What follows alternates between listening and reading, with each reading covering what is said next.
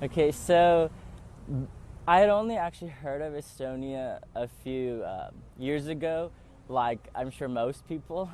And so I was actually in high school, my senior year of high school, and I was kind of like on YouTube, just listening to music, trying to find some new stuff. And I came across this artist by the name of Kerli, and I was like, wow, she's pretty cool. She was on the soundtrack for Alice in Wonderland. So I decided, like, okay, let me look up where she's from because she looks kind of exotic. And I was like, Estonia. I was like, wow, no, that's some place I've never heard of before. And 2 years later, I was studying in Milan for the summer.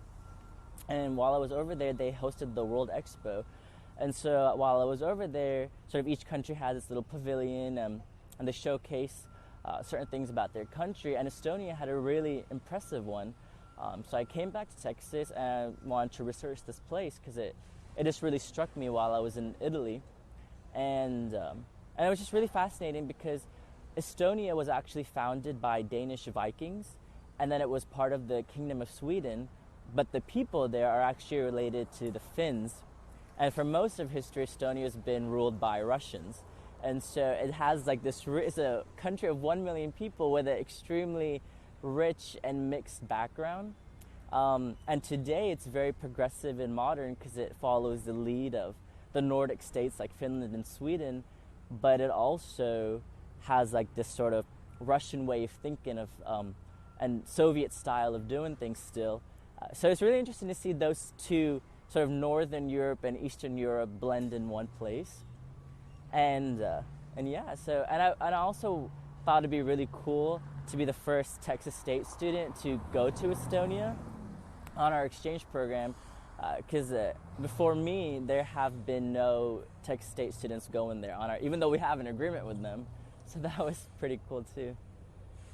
What is your favorite memory or one of your favorite moments from your time abroad? So choosing a favorite memory is always really difficult because there's so many to choose from.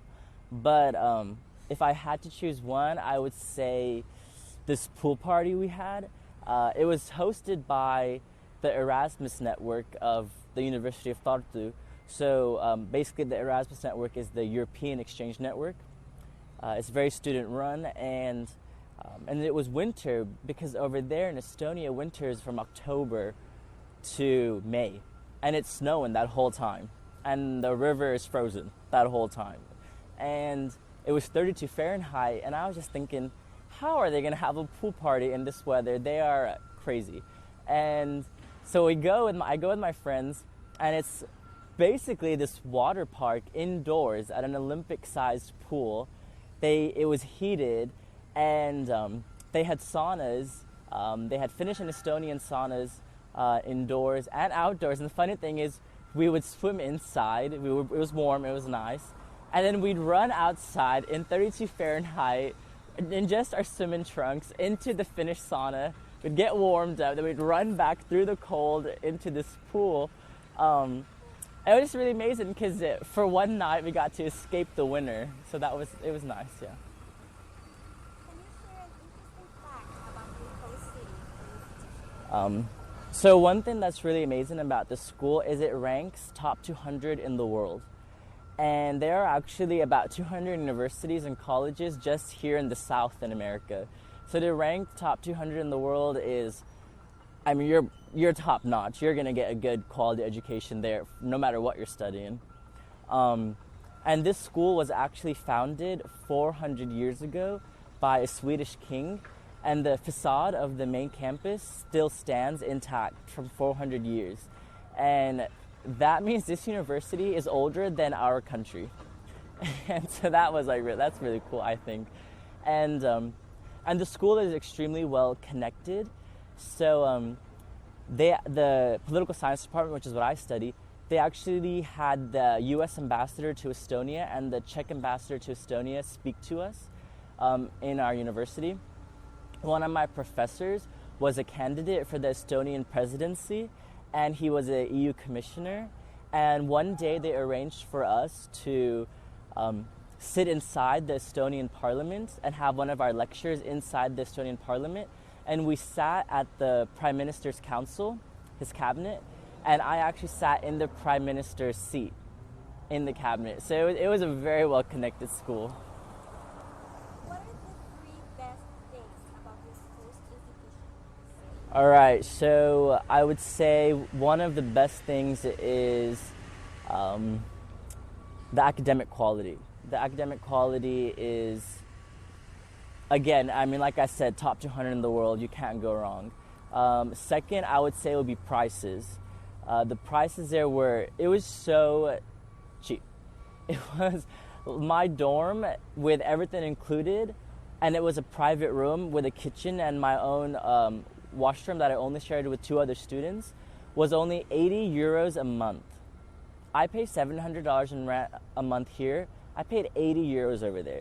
And lunch, you could get lunch in Estonia for 3 to 5 euros, and it would fill you up for the whole day. I mean, it was cheap. It was great. I felt like a millionaire while I was over there.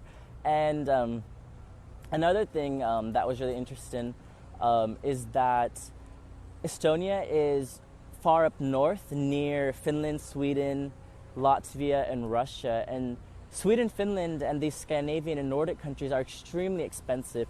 And originally I wanted to do my exchange in one of those countries, but I just didn't have the money. So I thought, okay, well, I'll just live in Estonia where it's cheap, and I'll just travel for cheap to Sweden, to Finland, to Russia. And I spent more money 2 weeks in Sweden staying with my family than I spent in a whole month in Estonia, including paying my own rent. Like, that is just a gap in prices you have. And you could be in Sweden in a 1-hour plane ride, 2-hour ferry ride, you could be in Finland, 3-hour bus ride, you could be in Latvia. So it's very well situated to the rest of the continent. And you can really travel to any part of Europe from Estonia for real cheap. So that was another cool fact. What would you recommend to students interested in participating in this program? So Estonia is the literal polar opposite of Texas. Literally, I mean, it is, as I mentioned, it is like 35 Fahrenheit in winter over there, and it can go to minus temperatures. And winter is from October to May, and it is snowing nonstop. The river is frozen solid. I mean, they don't even walk on the bridge at that point. They're just walking on the river. It is so cold, and if you grew up in Texas, that might be really difficult for you to adjust to. It's also important to keep in mind that you can go weeks in Estonia with no sunlight. And that really can affect your mental and emotional health and well-being. And at times I was very depressed when I was in Estonia because I had gone weeks without any sunlight. I literally turned yellow. It was so cold, and so that's something you need to be prepared for if you decide to go there. And my friends and I, we would actually joke that Estonians are as cold as their winter. And my friends were from Germany, Russia, and Turkey, and those people are criticized of the same exact thing. So if those people find Estonians unwelcoming, then there's definitely something wrong. The thing is, Estonia was behind the Iron Curtain, and so they're very ethnically homogenous. They're not used to outsiders. Estonia is still very much a country for Estonians, and they just haven't met a lot of people from outside of Estonia, Russia, Finland, outside of their little neighborhood. And so that could be a bit of an issue, I guess. I definitely felt unwelcome at times. So what I would definitely say is just be prepared for a world nothing like your own. Would you go back? Why and why not? So I definitely go back to Estonia to visit. It's an extremely beautiful country, and they have it all. I mean, they have architecture, they have great architecture, extremely beautiful. They have all sorts of great natural habitats, so they have a bit of everything. But one thing I want to say is that the capital, Tallinn, has one of the oldest and best preserved old towns in the world. They have buildings standing in Tallinn from 800s that have not had to be remodeled. It will take your breath away when you're over there. Would you encourage others to participate? Would you encourage others to participate in the exchange program to this institution?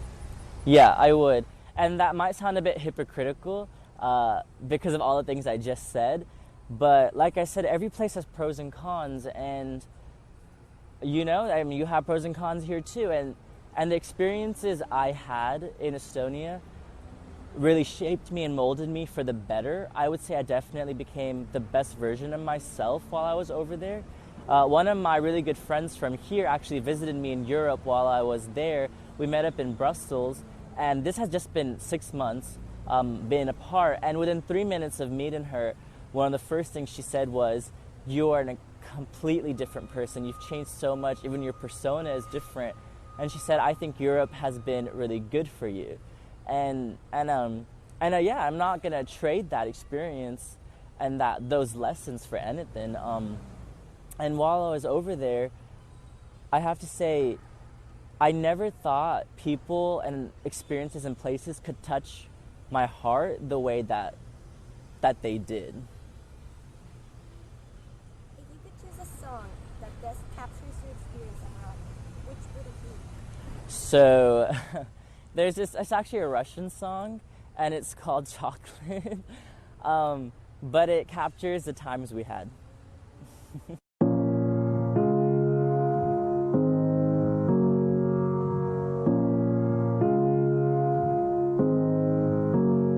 Oh, but the touch, you took my heart and all the keys. Is it not much? Oh, what be more than what you squeeze? I've got no ammo, and I hope you see and recognize the only door to paradise. I'm gonna give, I know I need to get it done. 5 miles deep, oh, rush into your latest sun. No drop, cause I see it through. Come over me, take my love you've never seen. My love for you.